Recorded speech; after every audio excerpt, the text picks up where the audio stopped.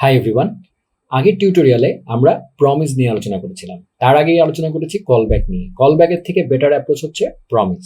প্রমিসের থেকেও বেটার আরেকটা অ্যাপ্রোচ আছে, মানে প্রমিসের থেকে বেটার ঠিক না, এই প্রমিস কল করার যে প্রসিডিউর, প্রমিস কিন্তু আপনার লাগবেই। প্রমিস তৈরি করার প্রসিডিউর মানে উপরে যে প্রমিস ডিফাইন করা, এই প্রসিডিউরের কথা বলছি না। এই প্রসিডিউর একদম সেম, এটাই করতে হবে। কিন্তু এই যে কল করার সময় যে দেখতে যে ব্যাপারটা, হ্যাঁ, বেসিক্যালি আমাদের কোড যখন কেউ রিড করবে তারা কিন্তু আপনার এই ডেফিনেশনে আগে যাবে না। ধরেন আপনি একটা কোড করেছেন, আরেকজন প্রোগ্রামার আপনার কোড খুলেছে, সে কিন্তু আমি যেভাবে ক্লোজ করে রেখেছি এভাবেই করবে, কারণ একসাথে এতগুলো ফাংশন খোলা থেকে এভাবে দেখা তো মানে রিডেবল না। সো যেটা করা হয়, এই কাজগুলোকে আলাদা আলাদা করে এরকম করা হয় যে ঠিক আছে, 3টা কাজ আছে, সে জাস্ট এইভাবে চিন্তা করে নেয়, এনরোল, প্রোগ্রেস, গেট সার্টিফিকেট। এরপরে সে দেখে এনরোলের পরে প্রোগ্রেস, তারপরে গেট সার্টিফিকেট, তারপরে হচ্ছে একটা কিছু। সো এইভাবে কিন্তু প্রোগ্রামার রিড করে। সো এই দেনগুলো অনেক যদি লম্বা হয় তাহলে কমপ্লেক্স, এর থেকে আরেকটু বেটার ওয়েতে এটাকে কল করা যায়। সেটার জন্যই নতুন একটা সিনট্যাক্স আছে জাভাস্ক্রিপ্টে, ES6 থেকে এসছে, এটা ECMAScript ভার্সন 6 থেকে। সো সেটা হচ্ছে অ্যাসিঙ্ক অ্যাওয়েট দিয়ে মানে করতে হয় আর কি। তো অ্যাসিঙ্ক এবং অ্যাওয়েট দুইটা জিনিস, হ্যাঁ, মামা ভাগ্নে। অ্যাসিঙ্ক হচ্ছে মামা, অ্যাওয়েট হচ্ছে ধরেন ভাগ্নে, দুইজনকে একসাথে ব্যবহার করতে হয়। সেটা হচ্ছে, দেখেন আমরা যখন প্রমিস এখানে লিখেছি, হ্যাঁ, তখন এই যে একটা ফাংশন, সেই ফাংশনটা কি করছে, প্রতিটা এটা কিন্তু একটা করে প্রমিস রিটার্ন করছে, তাই না? মানে এগুলো সব অ্যাসিনক্রোনাস। এই এনরোল ফাংশনটাও কিন্তু একটা অ্যাসিনক্রোনাস ফাংশন, তার মানে কারণ সে একটা প্রমিস রিটার্ন করছে। আবার একইভাবে প্রোগ্রেস ফাংশনটাও একটা অ্যাসিনক্রোনাস ফাংশন, কারণ সে একটা প্রমিস রিটার্ন করছে। ওকে, সো অ্যাসিনক্রোনাস ফাংশনকে বোঝানোর জন্য জাভাস্ক্রিপ্ট আমাদেরকে একটা অ্যাসিন কিওয়ার্ড দিয়ে দিয়েছে। ঠিক আছে, প্রথম হচ্ছে অ্যাসিঙ্ক নিয়ে বলছি আর কি। সেটা হচ্ছে সিম্পলি সিনট্যাক্সটা হচ্ছে, আমরা যেভাবে একটা ফাংশন লিখি, হ্যাঁ, ধরেন ফাংশন হ্যালো এই, তো এটার মধ্যে ফাংশনের বডি থাকে, তাই না? সো অ্যাসিঙ্কের সিনট্যাক্সটা হচ্ছে জাস্ট ফাংশনের আগে একটা অ্যাসিঙ্ক দিয়ে দেওয়া। সো যখনই আপনি একটা ফাংশনের আগে অ্যাসিঙ্ক দিয়ে দিবেন, তার মানে জাভাস্ক্রিপ্ট যখন এই অ্যাসিঙ্ক কিওয়ার্ডটা দেখবে, দেখেন যখন এই যে এখানে আছে, হ্যাঁ, তখন আপনি যখন এই ফাংশনটা লিখছেন, এমনিতে দেখে কিন্তু জাভাস্ক্রিপ্ট এই ফাংশনের জাস্ট আপনি যখন ফাংশনটা লিখবেন, এনরোল কল করেছেন যখন, তখন কিন্তু জাভাস্ক্রিপ্ট এই কল দেখেই বুঝবেন এটা অ্যাসিনক্রোনাস ফাংশন, তাকে আসলে ভিতরে যেয়ে বুঝতে হবে, রাইট? তো ব্যাপারটা এরকমই আর কি। তো অ্যাসিঙ্ক বলে দিলে জাভাস্ক্রিপ্ট ডিরেক্ট বুঝতে পারে যেটা আসলে অ্যাসিনক্রোনাস ফাংশন। এটা হচ্ছে প্রথম কথা, মানে এই ফাংশনটা আসলে অ্যাসিনক্রোনাস ফাংশন, জাভাস্ক্রিপ্টকে বলে দিচ্ছি। অ্যাসিঙ্ক আমরা ব্যবহার করবো, কিন্তু অ্যাসিঙ্ককে একা ব্যবহার করে কোনো লাভ নাই। অ্যাসিঙ্ক ফাংশনের বৈশিষ্ট্য হচ্ছে, যেমন আপনি যদি অ্যাসিঙ্ক এখানে না বলেন, যেমন এনরোল ফাংশন, এটা কিন্তু অ্যাসিঙ্ক ফাংশন, কিন্তু আপনি এখানে বলেননি, আপনাকে কি করতে হয়েছে, এখানে একটা প্রমিস রিটার্ন করতে হয়েছে। রিটার্ন করার পরে অ্যাকচুয়ালি এই স্টেটে এই লাইনটা হওয়ার পরে এটা আসলে একটা অ্যাসিনক্রোনাস ফাংশন হচ্ছে। ঠিক আছে, আপনি যদি এখান থেকে রিটার্ন প্রমিস না করে অন্য কিছু একটা করতেন, এটা কিন্তু অ্যাসিনক্রোনাস ফাংশন না থিওরিটিক্যালি। সো আপনি অ্যাসিঙ্ক বলেই আসলে জাভাস্ক্রিপ্টকে বলছেন এটা একটা অ্যাসিনক্রোনাস ফাংশন। অ্যাসিঙ্ক ব্যবহার করলে আপনি এর ভিতরে আরেকটা জিনিস করতে পারেন, সেটা হচ্ছে অ্যাওয়েট। হ্যাঁ, অ্যাওয়েট মানে কি, অপেক্ষা করো। সো এই যে দেখেন এনরোল, এইখানে যে কাজটা আমি করেছি, হ্যাঁ, এখানে অ্যাওয়েট মানে অ্যাসিঙ্ক ফাংশনের বৈশিষ্ট্য হচ্ছে, প্রথম বৈশিষ্ট্য হচ্ছে এই প্রমিসের মধ্যে যেমন আমরা রিটার্ন প্রমিস করে দিয়েছি না, এই মানে রিটার্ন প্রমিস আমাকে করতে হয়েছে, বাট অ্যাসিঙ্ক ফাংশন বলা মানে জাভাস্ক্রিপ্ট জানে এই ফাংশনটা একটা প্রমিস রিটার্ন করে, এই অ্যাসিঙ্ক দেখেই সে বুঝতে পারে। সো রিটার্ন প্রমিস করা লাগবে না, মানে এই ক্ষেত্রে করা লাগবে, বাট ব্যাপারটা অনেকটা এরকম। আমি আপনাদেরকে এইভাবে বলি, যেমন ধরেন আমার যে promise.js ফাইলটা ছিল, সেখানে আমি যদি এইভাবে বলি আপনাদেরকে, ধরেন গেট সার্টিফিকেট। গেট সার্টিফিকেটে দেখেন এখানে একটা সেট টাইম আউট একটা কাজ হচ্ছে, রাইট? সো আপনার যদি এমন থাকে, দেখেন এই প্রমিসের প্রতিজ্ঞা হচ্ছে কখনো ফেল করে না, এই প্রতিজ্ঞাটা কিন্তু অলওয়েজ রিজলভড হয়, রিজেক্ট নাই। হ্যাঁ, সো এই জিনিসটাকে একটু সংক্ষেপে লেখা যায়। ধরেন এইটার মধ্যে ইনফ্যাক্ট এই সেট টাইম আউট যে জিনিসটা আছে, সেই জিনিসটা ধরেন কি বলবো, মানে এই জিনিসটাও ধরেন নাই। আমার ধরেন শুধুমাত্র ধরেন এটার এই সার্টিফিকেট বানাইতে এই 1 সেকেন্ডও লাগে না, ধরেন এই জিনিসটা একদম এরকম ছিল, জাস্ট একটা ফাংশন যে একটা নতুন প্রতিজ্ঞা, এবং এটাতে যদিও কোনো সময় লাগবে না, কিন্তু এটাও কিন্তু অ্যাসিনক্রোনাস, যার কারণে এটা কিন্তু পরেই হবে, কিন্তু এটাও কিন্তু অ্যাসিনক্রোনাস, কোনো টাইম আউট জাস্ট নাই, কিন্তু এটাও কিন্তু অ্যাসিনক্রোনাস ফাংশন, এটা একটা প্রতিজ্ঞা। সো ধরেন আপনার যদি প্রতিজ্ঞাটা এরকম হয়, তাহলে এই জিনিসটাকে যেই প্রতিজ্ঞাটার মধ্যে জাস্ট শুধু রিজলভ আছে, রিজেক্ট নাই, সেটাকে আপনি সংক্ষেপে যে নিউ প্রমিস এভাবে লিখেছেন না, এইভাবে না লিখে এটাকে জাস্ট সিম্পলি একবারে এই সব কিছু মুছে দিয়ে একবারে লিখে দেওয়া যায় এরকম promise.resolve। সেক্ষেত্রে এখানে নিউ লাগবে না, promise.resolve নামে তার একটা ফাংশনই আছে, সে জাস্ট এই ফাংশনটার আপনি জাস্ট বলে দিতে পারেন। এই। সো এটা হচ্ছে স্মলার সিনট্যাক্স গেট সার্টিফিকেটের, ঠিক আছে। সো এই যে গেট সার্টিফিকেটের যে ফাংশনটা সেটা আসলে এরকম, এবং সে একটা প্রমিস রিটার্ন করছে। ওকে, সো সে যেহেতু একটা প্রমিস রিটার্ন করছে, হ্যাঁ, এটা কিন্তু আমি ম্যানুয়ালি বলে দিচ্ছি রিটার্ন প্রমিস রিটার্ন করছে।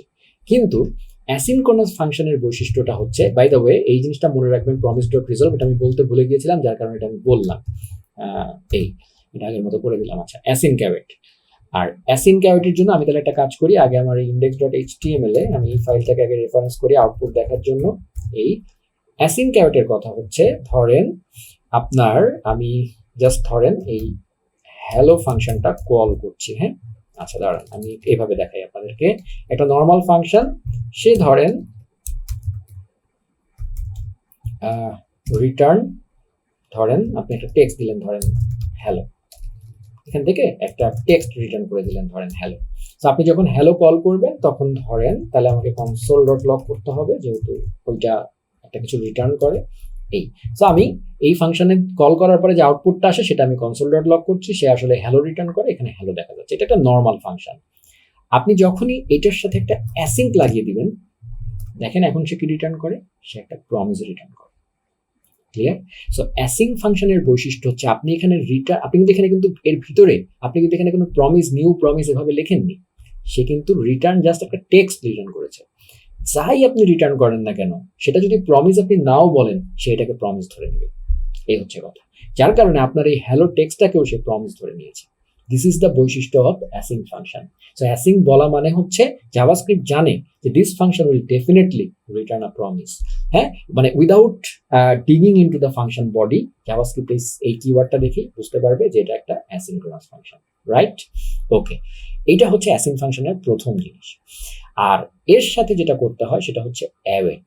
তো আপনি যখনই একটা অ্যাসিনক্রোনাস ফাংশন কল করবেন, মানে এই ফাংশনটা যখনই আপনি দিচ্ছেন, ধরেন এই যে console dot log hello, so সে জানে এটা একটা অ্যাসিনক্রোনাস ফাংশন।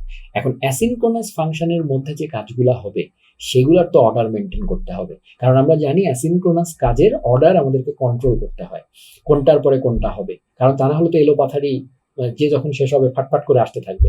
আমার যদি একটার পরে একটা কন্ট্রোল করতে হয়, তাহলে আমার একটা অর্ডার কন্ট্রোল প্রয়োজন। সেই অর্ডার কন্ট্রোলের জন্যই আমরা প্রথমে দেখেছিলাম কল ব্যাক, এরপরে দেখেছি প্রমিস, রাইট? এখন কাহিনী হচ্ছে অ্যাসিনক্রোনাস ফাংশন হচ্ছে অর্ডার কন্ট্রোলটাকে সহজ করে দিয়েছে। মানে আমরা যেরকম জাভাস্ক্রিপ্টে এই যে নোট, মানে লাইন বাই লাইন পড়ে পড়ে যেরকম আমরা অর্ডারটা বুঝতে পারি না, কিন্তু দেখেন আপনার প্রমিস সিনট্যাক্স এখানে কিন্তু লাইন বাই লাইন অত সহজে পড়ে বোঝা যায় না, কল ব্যাকে তো আরো কঠিন ছিল।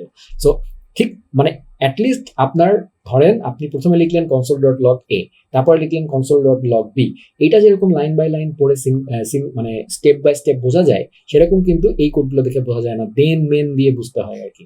সো অ্যাসিং যেটা করেছে, এই কাজটাকে, অ্যাসিনক্রোনাস কাজগুলোকে, যেগুলোকে এরকম দেন দেন দিয়ে লিখতে হয়, সেগুলোকেই যেন অর্ডার রেখে রেখে করা যায়, সিনক্রোনাসের মতো চেহারা হয়, সেজন্য এই প্যাটার্নটা এসছে অ্যাসিঙ্ক এবং অ্যাওয়েট। এখানেই অ্যাওয়েটটা চলে আসে। অ্যাওয়েট শুধুমাত্র অ্যাসিঙ্ক ফাংশনের মধ্যেই দেওয়া যায়, ঠিক আছে? মানে আপনি যখনই অ্যাসিঙ্ক ইউজ করবেন কোনো ফাংশনের পাশে, তখন আপনি এর ভিতরে অ্যাওয়েট লিখতে পারবেন। তাছাড়া আপনি কোনো একটা ফাংশনের ভিতরে অ্যাওয়েট লিখতে পারবেন না, বা ওপেন কোনো প্লেসেও আপনি এরকম অ্যাওয়েট লিখতে পারবেন না, ঠিক আছে? সো এইটা আপনি করতে পারবেন শুধুমাত্র একটা অ্যাসিন ফাংশনের মধ্যে। ক্লিয়ার? কথাগুলো জাস্ট মিলান, তারপরে আমি যখন এক্সাম্পলটাকে সাজাবো তখন বুঝতে পারবেন। সো প্রথম শর্ত হচ্ছে async function by default promise return করে। সেকেন্ড জিনিসটা হচ্ছে অ্যাসিন যদি আমি দেই তাহলে আমি ভিতরে অ্যাওয়েট দিতে পারবো। সো এবং ভিতরে অ্যাওয়েট দিতে হলে বাইরে অ্যাসিন দেওয়া, ফাংশনের নামে অ্যাসিন দেওয়া মাস্ট। এই হচ্ছে কয়েকটা শর্ত। ক্লিয়ার?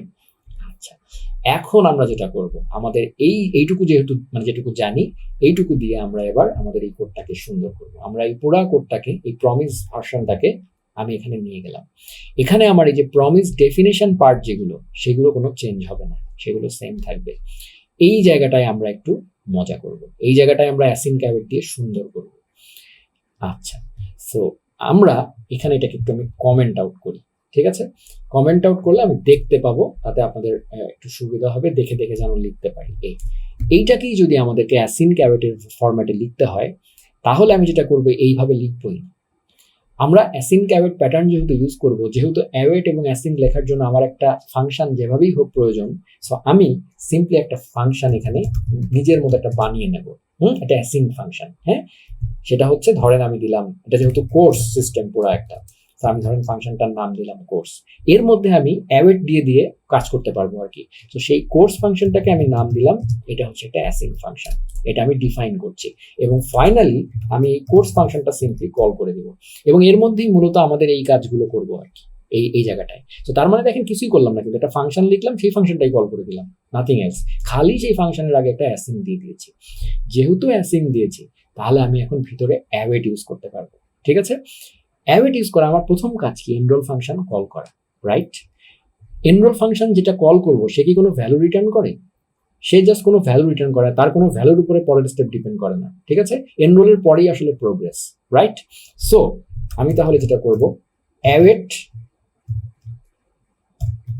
এনরোল। কারণ কি, এনরোল ফাংশনটা আমরা জানি একটা প্রমিস রিটার্ন করে, এটা হতে একটু সময় লাগে। সো আমার কি লাগবে, এনরোলের পরেই আসলে আমার মেক শিওর করতে হবে এনরোলের পরেই যেন প্রোগ্রেসটা কল হয়। সো সেজন্য আমি আচ্ছা আমি জাস্ট এভাবে আপনাকে বোঝাই, আগে এনরোল ফাংশন, রাইট? আগে এনরোল, তারপরে দেখেন পরপর আমি সিনক্রোনাস লিখছি প্রোগ্রেস, এনরোলের পরে হচ্ছে প্রোগ্রেস। ঠিক আছে, তারপরে হচ্ছে দেখেন আমার একটা এরপরের কাজ হচ্ছে আমার একটা ভ্যালু, মানে এই গেট সার্টিফিকেট মানে প্রোগ্রেস একটা ভ্যালু কিন্তু রিটার্ন করে, রাইট? এই যে প্রোগ্রেস, সেই প্রোগ্রেসের জন্য না, প্রোগ্রেস না, আমার এর পরের কাজটা কি, পরের কাজটা হচ্ছে গেট সার্টিফিকেট। তাহলে এখানে গেট সার্টিফিকেট লিখে ফেলি, হয়ে গেল এই। সো এনরোল প্রোগ্রেস, তারপরে হচ্ছে গেট সার্টিফিকেট। ওকে, কিন্তু গেট সার্টিফিকেট জিনিসটা আবার একটা ভ্যালু কিন্তু রিটার্ন করে। এই যে গেট সার্টিফিকেট ফাংশনটা, সে হচ্ছে এই যে রিজলভ করে একটা কিন্তু ভ্যালু, হ্যাঁ? সো সেই ভ্যালুটাকে আমাকে ধরতে হবে। সো এনিওয়েজ, এখন দেখেন আমি যদি সিনক্রোনাস ভাবে লিখতাম, তাহলে আমি কিন্তু এভাবে লিখতাম, রাইট? চিন্তাটা এভাবেই করেন, কারণ আমাদের উদ্দেশ্য হচ্ছে সহজ করা কোড। অ্যাসিন ক্যারেট কিন্তু নতুন কোনো কনসেপ্ট না, এটা আগের জিনিসটাকেই সিম্পলিফাই করা, এই জিনিসটাকেই সুন্দর করে লেখা। পরপর লিখলে কেমন হতো সেটা আগে লিখে ফেললাম, ক্লিয়ার? যেহেতু এরা, এখন কথা হচ্ছে এনরোলের পরেই যে প্রোগ্রেস হবে তার তো কোনো ইয়ে নাই, যদিও আমরা পরপর লিখেছি, কিন্তু যেহেতু এরা সব অ্যাসিনক্রোনাস, আমরা জানি অ্যাসিনক্রোনাস কাজ কোনটা কখন শেষ হয়, এইভাবে অর্ডার লিখলেই ওইভাবে হয় না। সো সেজন্য সে মেক শিওর করবে আপনাকে, যেহেতু এনরোল, আপনি এর আগে যদি একটা অ্যাওয়েট দিয়ে দেন, তার মানে হচ্ছে এই লাইনটা যখন হবে তখন জাভাস্ক্রিপ্ট জানে যে আমাকে এনরোল ফাংশনের জন্য অ্যাওয়েট করতে হবে। সো সে এখন এখানে এক্সিকিউশন থেমে যাবে, যতক্ষণ পর্যন্ত এনরোল শেষ না হবে ততক্ষণ পর্যন্ত এর পরের লাইনে যাবে না। অ্যাওয়েট, সে অ্যাওয়েট করছে, এনরোল শেষ হবে, শেষ হওয়ার পরে এনরোল যখন তার প্রমিসটা দিয়ে দিবে তখন পরের স্টেটে যাবে।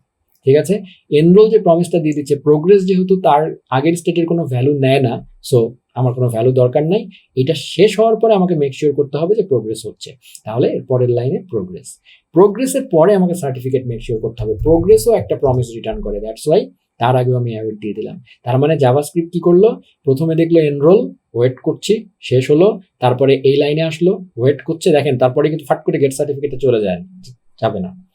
নর্মালি আমি ওপেন রেখে দিলে তাই কিন্তু হতো, আমি যদি এইভাবে ওপেন রেখে দিতাম তাহলে কিন্তু এনরোল কল করে দিই প্রোগ্রেসে চলে যেত, কারণ এনরোলের ভিতরে একটা সেট টাইম আউট আছে, সো সেটা চলতে থাকতো, প্রোগ্রেসও কল হয়ে যেত, সেটাও চলতে থাকতো, একটা উল্টাপাল্টা হয়ে যেত। সেজন্য সবার আগে মেক শিওর করতে হবে অ্যাওয়েট দিয়ে সবাইকে অপেক্ষা করানো। এটাকে অপেক্ষা করালাম অ্যাওয়েট দিয়ে, এটাকে অপেক্ষা করালাম অ্যাওয়েট দিয়ে, তাহলে আমার তাহলে শিওর হবে যে এনরোলের পরেই প্রোগ্রেস কল হচ্ছে।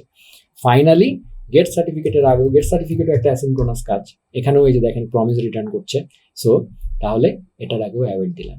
কিন্তু কথা হচ্ছে গেট সার্টিফিকেট কিন্তু কোনো কিছু প্রিন্ট করে না, রাইট? গেট সার্টিফিকেট জাস্ট একটা রিজলভ করে একটা প্রমিস রিটার্ন করে দেয়, কিন্তু সে রিজলভ করার সময় একটা মেসেজ ভ্যালু হিসাবে দিয়ে দেয়। সো তাহলে আমি যেটা করব, এইটাকে ধরবো, তাহলে গেট সার্টিফিকেট ফাংশনটা কল করে দিলে সে রিজলভ করে একটা প্রমিস রিটার্ন করে, সেই প্রমিসটা যে ভ্যালুটা, সেই ভ্যালুটা মেসেজ আকারে, মানে এই রিজলভের যে ভ্যালুটা কনগ্রাটস ইউ, এইটা হচ্ছে আলটিমেটলি মেসেজের মধ্যে চলে আসবে। ক্লিয়ার? তাহলে এই মেসেজের মধ্যে আমার জিনিস আছে। ফাইনালি তাহলে console.log মেসেজ করে দিব, দ্যাটস ইট। এখন দেখেন পেমেন্ট ফেলড, আচ্ছা আসছে, এটা কেন হচ্ছে খেয়াল করেন। প্রথমে আপনার অ্যাওয়েট এনরোল এই স্টেটে গেছে, এই স্টেটে যে এখানে দেখছে পেমেন্ট সাকসেস, এটা ফলস দেওয়া আছে। সো সেখানে এই যে সেট টাইম আউট কল হচ্ছে, এইখানে কিন্তু রিজেক্ট হচ্ছে, প্রথম স্টেটেই কিন্তু রিজেক্ট হচ্ছে। সো এইখানে অ্যাওয়েট সে কিন্তু এই পরের ইটা যাচ্ছে না, এই জায়গাটাতেই রিজেক্ট হয়ে যাচ্ছে। সো এই রিজেক্টটা কিন্তু আমরা হ্যান্ডেল করিনি। যেমন এর আগে যখন আমরা প্রমিস দিয়ে করেছিলাম, আমরা কিন্তু দেন এবং ক্যাচ দিয়েছিলাম। ক্যাচটা কিন্তু আমরা ধরেছিলাম, ক্যাচ মানে কিন্তু ধরা, ওই কারণেই নামটা ছিল ক্যাচ। ওইটাকে জাভাস্ক্রিপ্ট অ্যাকচুয়ালি যখন আমরা এই যে ক্যাচ ব্লকে পাঠাই, তার মানে হচ্ছে এটা কিন্তু এরর ধরে নেয় সে। এরর যদি আমরা না ধরি, সেটা নিয়ে যদি কাজ না করি, তাহলে এররটা এইভাবে শো হয়। এটা অ্যাকচুয়ালি জাভাস্ক্রিপ্টে এরর হিসাবে আসছে। সো এররটাকে ধরে এটাকে ম্যানেজ করতে হবে, সেই কাজটা কিন্তু আমরা অ্যাওয়েটে করিনি। আমরা যদি প্রমিসে দেখি, আমরা কিন্তু এইখানে একটা ক্যাচ ব্লক দিয়ে যে কোনো এরর ধরেছিলাম, ধরে সেই এররটাকে কিন্তু কনসোল ডট লগ করেছিলাম, যার কারণে এই এররটা জাভাস্ক্রিপ্টের কাছে আর যায়নি, আমাদের প্রোগ্রামারের কাছে এসে সেটা প্রোগ্রামারই হ্যান্ডেল করেছিল। কিন্তু এই ক্ষেত্রে কিন্তু এরকম কিছু হয়নি। সো এররটা জাভাস্ক্রিপ্টের কাছে চলে গেছে, জাভাস্ক্রিপ্ট সেটাকে এরর ধরে আমাদেরকে এরর থ্রো করে দিয়েছে। ঠিক আছে, সো সেইটাকে আসলে হ্যান্ডেল করতে হবে। কিন্তু এখানে না হয় ক্যাচ বলে একটা ব্লক ছিল, এখানে তো এরকম নাই, তাহলে কিভাবে ধরবো?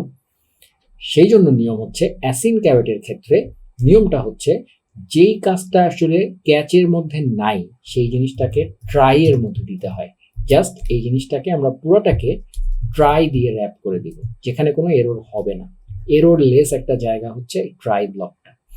আরেকটা আছে ক্যাচ ব্লক, ঠিক আছে, সেই আগের মতোই সেইখানে এররটা আসে, সেই এররটা আমরা এই ক্যাচ ব্লকের মধ্যে ধরবো এবং এখানটায় আমরা কনসোল ডট লগ, তাহলে আমাদের এই ক্যাচ ব্লকের কাছে এররটা আসবে এবং সেইখানে আমরা জাস্ট কনসোল ডট লগ এররটা দিয়ে দিব। এখন যদি আমরা এটাকে সেভ করি, একটু রিলোড দেই, course enrollment is in progress, payment failed, দেখেন এখন এররটা এখানে এইভাবে আসছে, পেমেন্ট ফেইল্ড। এবং আমি যদি এখন এখানে পেমেন্ট স্ট্যাটাসটা যদি ট্রু করে দেই, তাহলে পুরো প্রসেসটা কাজ করবে। এই যে course on progress, preparing certificate, congrats.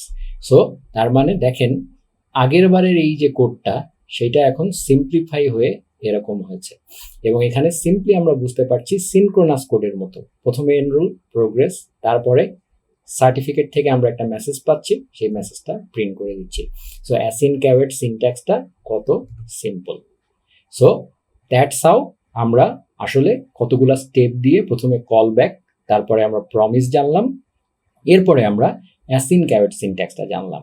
So জাভাস্ক্রিপ্টে বর্তমান সময়ে সমস্ত অ্যাসিনক্রোনাস কাজের জন্য এই অ্যাসিন ক্যাভেট সিনট্যাক্সটাই ফলো করবেন, এটাই সাজেশন থাকবে। ছোট ছোট ক্ষেত্রে যেখানে আপনার কল ব্যাক হেল নাই, সেখানে যদি আপনার মনে হয়, আপনার কাছে যদি কলব্যাক সিনট্যাক্স বা প্রমিস সিনট্যাক্সটা ভালো লাগে, তাহলে সেটাও ইউজ করতে পারেন, আপ টু ইউ।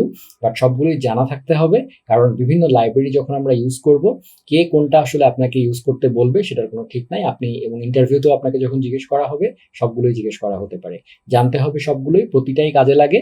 কিন্তু কাজ সিম্পলিফাই করার জন্য জাভাস্ক্রিপ্টে একটা কাজ 100 রকম ভাবে করা যায়, তো প্রতিটা স্টেপই আসলে জানা লাগবে, তা না হলে অনেক কিছু বুঝবেন না। অন্য এরপরে যখন থার্ড পার্টি লাইব্রেরি নিয়ে কাজ করবেন, তখন কোন লাইব্রেরি কি ইউজ করছে সেটা বুঝতে পারবেন না, ঠিক আছে, কারণ তারা ধরে নিবে যে আপনি এগুলো সবই জানেন। ক্লিয়ার? সো এনিওয়েজ, সো আশা করি এই কনসেপ্টগুলো আপনারা বুঝতে পেরেছেন। অ্যাসিন ক্যাভেটের যে 5টা পরপর ভিডিও দিলাম, এই 5টা ভিডিওতে আশা করি আপনাদের অ্যাসিনক্রোনাস জাভাস্ক্রিপ্টের একটা ফাউন্ডেশন তৈরি হয়ে যাবে এবং আপনারা আমার এই টিউটোরিয়ালগুলো একবারে না বুঝলে বারবার দেখবেন। ডেফিনেটলি অনেক কথা বলেছি, বাট এই কথাগুলো অনেক ইম্পর্টেন্ট। একটু হয়তো বিরক্ত লাগতে পারে, বাট বুঝতে যদি বোঝার মেন্টালিটি নিয়ে আসেন, তাহলে ডেফিনেটলি ভালো লাগার কথা। সো এনিওয়েজ, আশা করি টিউটোরিয়ালগুলো আপনাদের উপকারে এসছে। সো এই টিউটোরিয়ালটা আমি এখানেই শেষ করছি এবং এটার মাধ্যমে আমার অ্যাসিনক্রোনাস জাভাস্ক্রিপ্টের এই সিনট্যাক্সের যে ভিডিওগুলো, সেগুলো এখানেই শেষ হলো। এর পরের ফেজে আমরা ডম নিয়ে জানবো। তো আজকের মতো এই টিউটোরিয়ালটা এখানেই।